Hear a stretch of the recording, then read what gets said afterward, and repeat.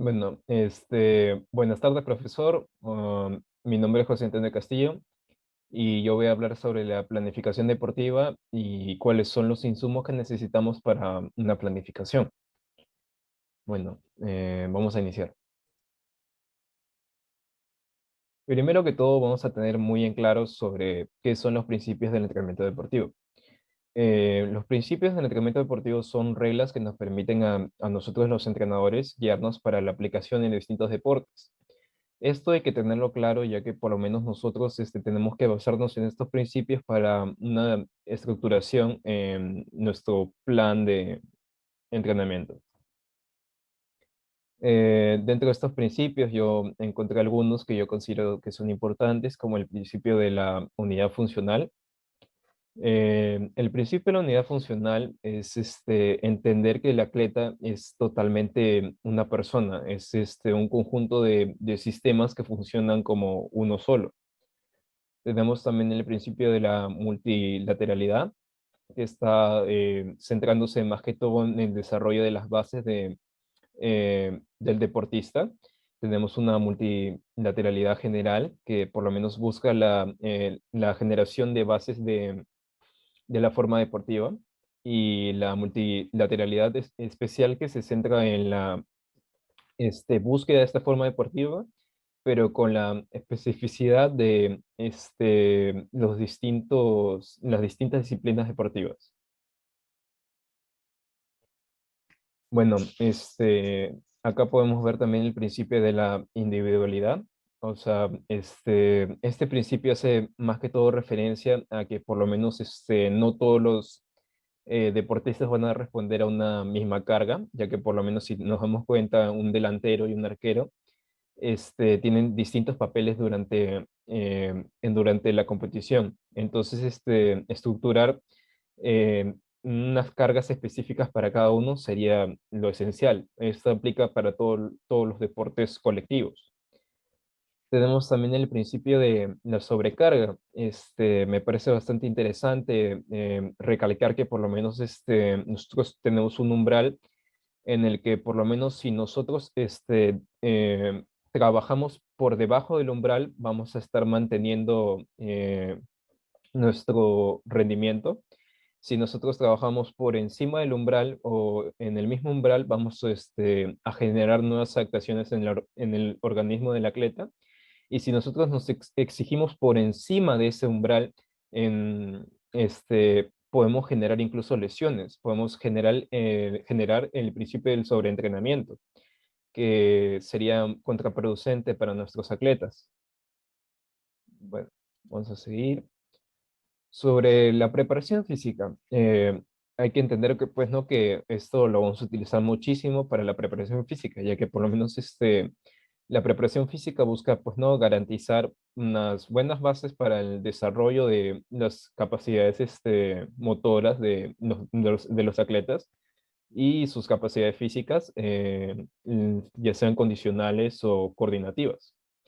Tenemos una preparación física general y una preparación física especial. La general va enfocada más que todo en funciones generales, y la especial en dirección de los aspectos de la misma disciplina deportiva. Eh, entonces nosotros podemos decir que la preparación física permite, pues, ¿no? El desarrollo de las capacidades físicas, y como sabemos son la fuerza, la velocidad, la resistencia y la flexibilidad. La fuerza, por el tipo de contracción que hay, se puede dividir en dos, en fuerza isométrica y fuerza isotónica. La fuerza isométrica es donde no hay alargamiento ni acortamiento de las fibras. En la fuerza isotónica hay movimiento y sí hay alargamiento y acortamiento de las fibras. Por el tipo de resistencia a vencer, pues no hay fuerza máxima, donde se enfoca en, pues no, desplazar la mayor resistencia posible con una velocidad mínima. La fuerza explosiva, donde nosotros desplazamos una resistencia mínima con una velocidad máxima. Y la fuerza resistencia, que se enfoca, pues, ¿no? En el esfuerzo prolongado de la fuerza. Luego de eso tenemos la velocidad, que se puede ver tanto en cíclica y acíclica. La fuerza cíclica son movimientos totalmente constantes, Y la velocidad cíclica es donde hay movimientos aislados, o sea, donde constantemente hay cambios. Tenemos también, pues, ¿no? Distintos tipos de velocidad, como son la velocidad de reacción, que es la capacidad, pues, ¿no? De nosotros de reaccionar a algún tipo de estímulo en el menor tiempo posible. La velocidad gestual, que es la capacidad de generar un gesto aislado en el menor tiempo posible. Y la velocidad de desplazamiento, que se centra en el movimiento, en el desplazamiento de un lugar A a un lugar B en el menor tiempo posible. Tenemos también la resistencia, que por lo menos si la definimos, es la capacidad de soportar un esfuerzo prolongado por un largo tiempo, retrasando la aparición de la fatiga. Tenemos la resistencia aeróbica, donde pues no, nosotros vamos a soportar esfuerzos por un largo tiempo. La fuerza anaeróbica, donde pues no, vamos a soportar esfuerzos cortos, pero vamos a necesitar mucho más esfuerzo. Es un poco más explosivo, por así decirlo. Tenemos, pues, ¿no? Tipo de resistencia, pues, ¿no? Es aeróbica láctica, donde su nombre mismo lo dice, pues, ¿no? Hay una generación de residuos del ácido láctico y hay una degradación de azúcares y grasas. Pues no, en cambio en la aeróbica láctica no hay producción de este residuo, pero sí, pues no, se va a estar consumiendo tanto las grasas, las proteínas y los azúcares o carbohidratos. Luego de eso tenemos también la flexibilidad, donde nosotros vamos a buscar una mayor amplitud posible de algún tipo de movimiento y posiciones determinadas. Tenemos la flexibilidad dinámica, donde por lo menos nosotros en particular vamos a buscar una mayor amplitud de movimiento. Y la flexibilidad estática, donde nosotros vamos a tomar simplemente posiciones determinadas, como por lo menos el split en un atleta. Em, a ver, vamos a seguir. Bueno, ¿y cómo trabajamos estas capacidades físicas? Nosotros vamos a trabajar a partir de las cargas. Nosotros definimos que carga es cualquier tipo de estímulo físico que mediante su desarrollo permita generar nuevas actuaciones en los deportistas. Tenemos pues no parámetros de la carga que son fuerza, que digo que son volumen, intensidad, densidad, frecuencia y duración, pero yo solamente estoy tocando el volumen e intensidad. El volumen pues no es un parámetro cuantitativo que se centra más que todo en, por lo menos, si vamos a desplazarnos de un lugar a otro, eh, la cantidad de metros, ese es el volumen. Si vamos a realizar un número de repeticiones de un ejercicio determinado, ese es el volumen. Y por lo menos la intensidad también, que es bueno, es un parámetro de la carga que se centra más que todo en el esfuerzo que le vamos a aplicar a algún tipo de, bueno, que le vamos a aplicar a un estímulo físico. Bueno, ya finalizando ya, pues, ¿no? Con la planificación y la periodización deportiva, hay que entender qué es la planificación deportiva. Nosotros, pues, ¿no? Mediante los calendarios de competiciones, podemos estructurar distintas sesiones de entrenamiento que nos permitan a nosotros evolucionar a nuestro deportista durante periodos antes y después de cada temporada.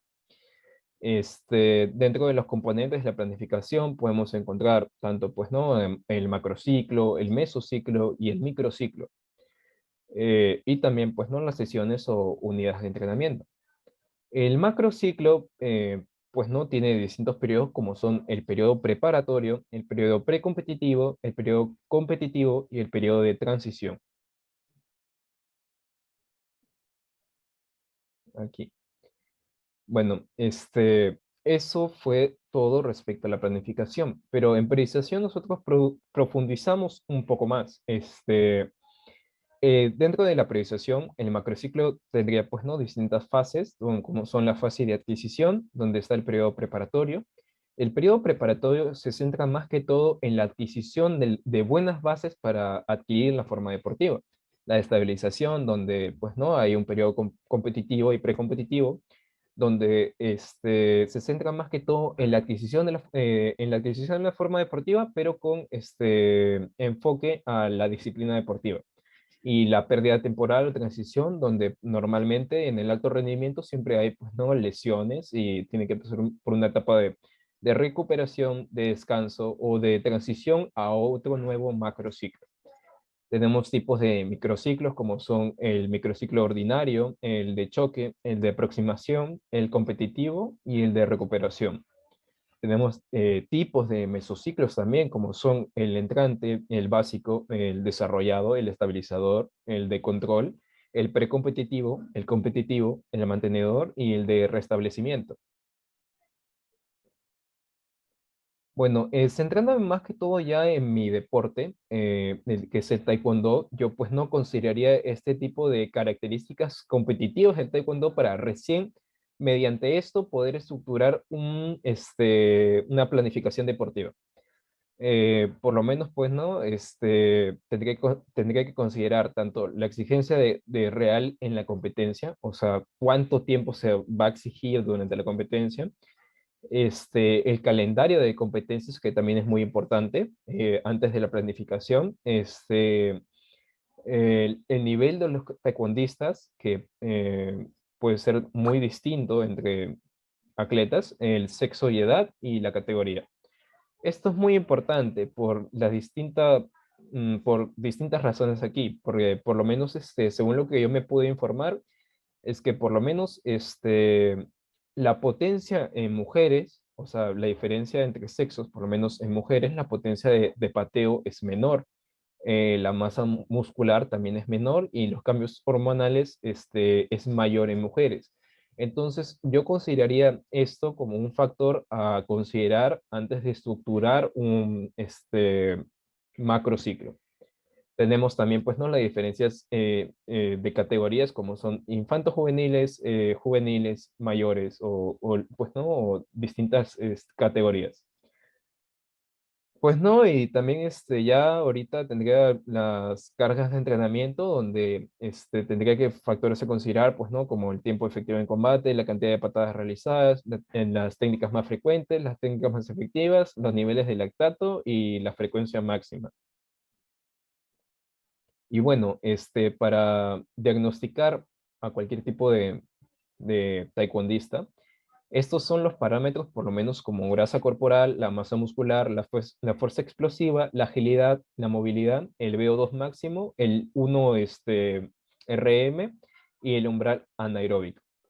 Y bueno, eso sería todo, profesor. Muchas gracias. Hasta luego.